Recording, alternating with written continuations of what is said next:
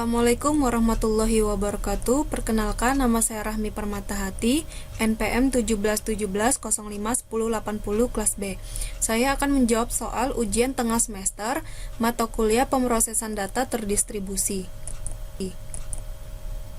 Soal nomor 1A, sebutkan dan jelaskan minimal masing-masing 3 kelebihan dan kekurangan centralized data center dan distribute data center.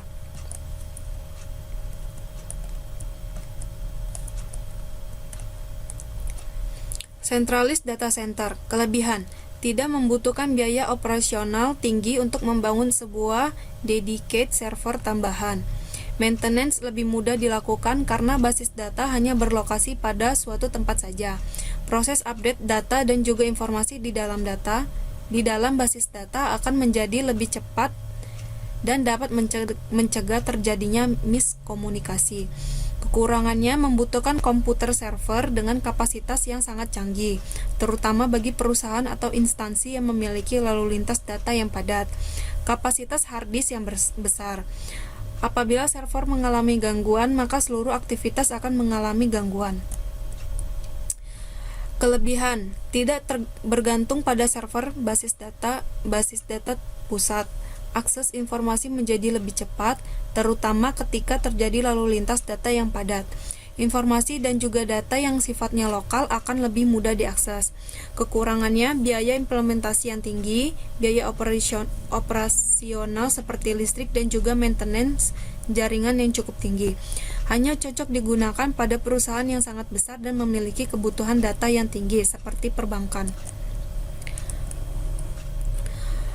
Nomor 1 yang B, sebutkan dan jelaskan jenis-jenis virtualisasi dalam data center. Yang pertama VMware.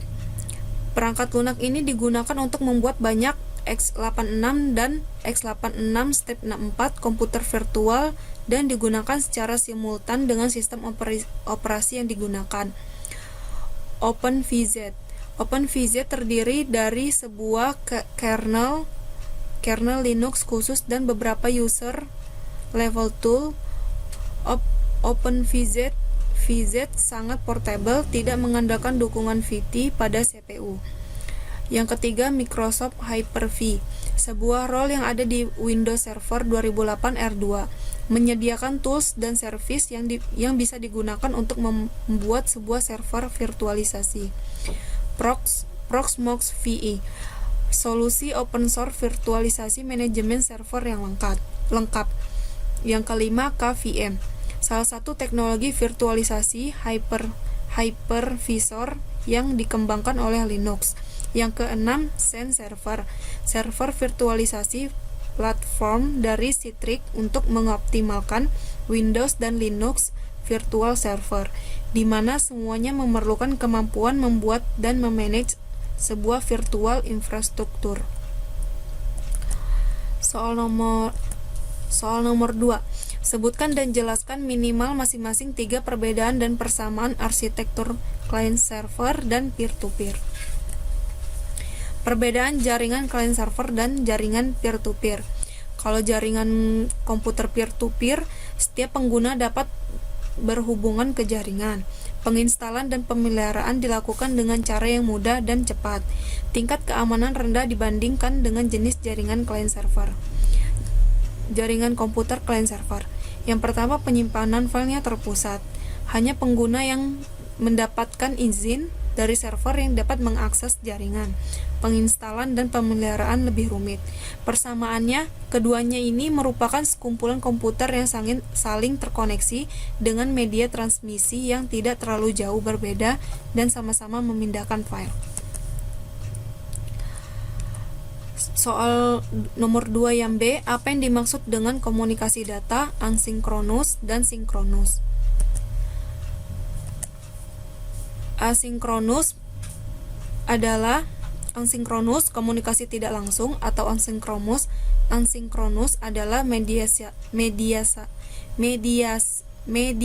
komputer dan layanan daring dalam terlaksananya komunikasi yang dilakukan secara tunda dengan menggunakan media seperti email, forum, dan membaca dan menulis dokumen online melalui World Wide Web. Komunikasi online langsung atau sinkronus adalah mediasi komputer dan layanan daring dalam terlaksananya komunikasi yang dilakukan secara langsung dengan menggunakan media seperti video call dan chat. Soal nomor 3. Sebutkan dan jelaskan jenis-jenis topologi jaringan dalam distribusi data proses. Yang pertama ada topologi ring. Ini adalah metode topologi jaringan yang banyak digunakan di perusahaan. Sesuai dengan namanya, metode ini menghubungkan antar komputer dengan cara membentuk rangkaian seperti sebuah lingkaran. Yang kedua ada topologi star. Topologi jaringan berbentuk star atau bintang adalah jaringan dari beberapa komputer yang memiliki koneksi dengan node yang berada di jaringan pusat. Jadi masing-masing perangkat memiliki koneksi dengan node yang berada di tengah sistem jaringan. Yang ketiga ada topologi tree. Topologi ini berbentuk tree atau pohon merupakan bentuk gabungan dari sistem topologi bus dan star, di mana jaringan topologi bus menjadi konektor utama beberapa topologi star. Yang keempat ada topologi mesh. Topologi jaringan mesh atau jala adalah sistem topologi di mana koneksi antar komputer saling terhubung secara langsung satu sama lain. Yang kelima ada topologi hybrid, yaitu merupakan gabungan dari dua atau lebih jenis topologi jaringan yang berbeda. Biasanya topologi seperti ini digunakan pada perusahaan yang mengambil alih perusahaan lain. Yang keenam topologi linear, yaitu disebut juga topologi runtut. Topologi linear dirangkai dengan urut menggunakan kabel utama yang dihubungkan pada setiap titik yang terdapat dalam komputer. Yang ketujuh topologi peer-to-peer. Topologi jaringan peer-to-peer adalah topologi jaringan yang menghubungkan dua komputer dengan satu buah kabel. Bisa dibilang bahwa topologi jaringan jenis ini adalah yang paling sederhana dibandingkan dengan yang lain. Soal nomor 3 yang B. Jelaskan dan gambarkan cara kerja modem dalam komunikasi data. Cara kerja modem. Bagaimana cara kerja modem bekerja seperti penjelasannya di bawah ini. Berdasarkan fungsinya, modem dapat mengubah sinyal analog menjadi digital dan sebaliknya. Pada saat penyambungan komputer ke kabel telepon untuk dijadikan sebagai internet, maka komputer akan mengupload dan mengirim data dan kemudian data pada bentuk digital di mana modem akan mengubahnya menjadi analog yang dikirim dari kabel telepon atau yang lainnya. Pada saat data tertuju, lalu modem kembali mengubahnya dalam bentuk data analog menjadi digital. Begitu juga saat mendownload data dengan bentuk analog, agar dapat ditampilkan dengan seketika modem mengubahnya menjadi digital. Inilah yang menyebabkan mengapa internet di seluruh dunia saling dapat berinteraksi dengan baik satu sama lain.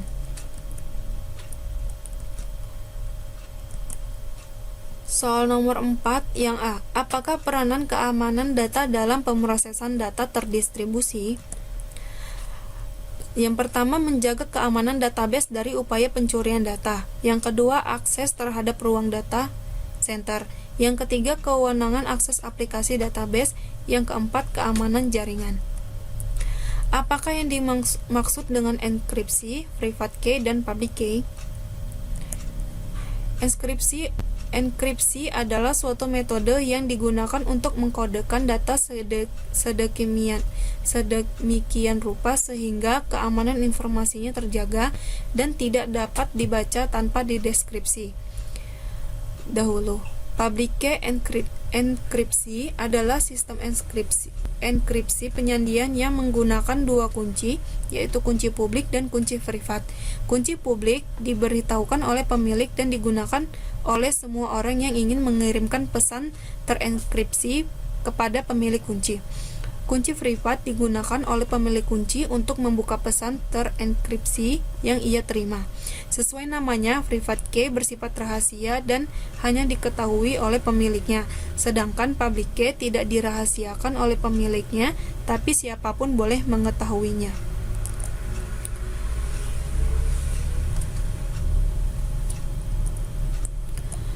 Soal 4C, berikan ilustrasi menggunakan enkripsi data pada pengiriman pesan.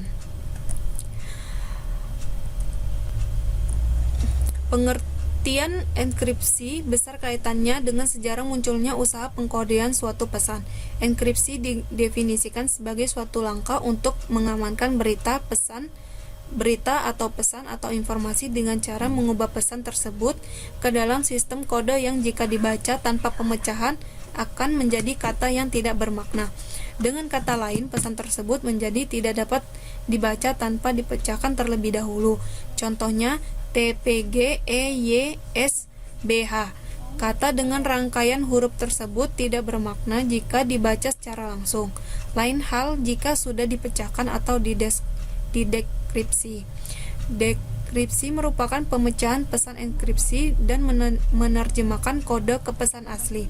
Dengan begitu, pesan tersebut terjaga kerahasiaannya dan diharapkan tersampaikan hanya kepada pihak yang dituju saja karena metode atau rumus dekripsi hanya diberikan kepada badan atau orang yang dituju. Ilustrasi ini sekaligus mempertegas tentang pengertian enkripsi dan dekripsi.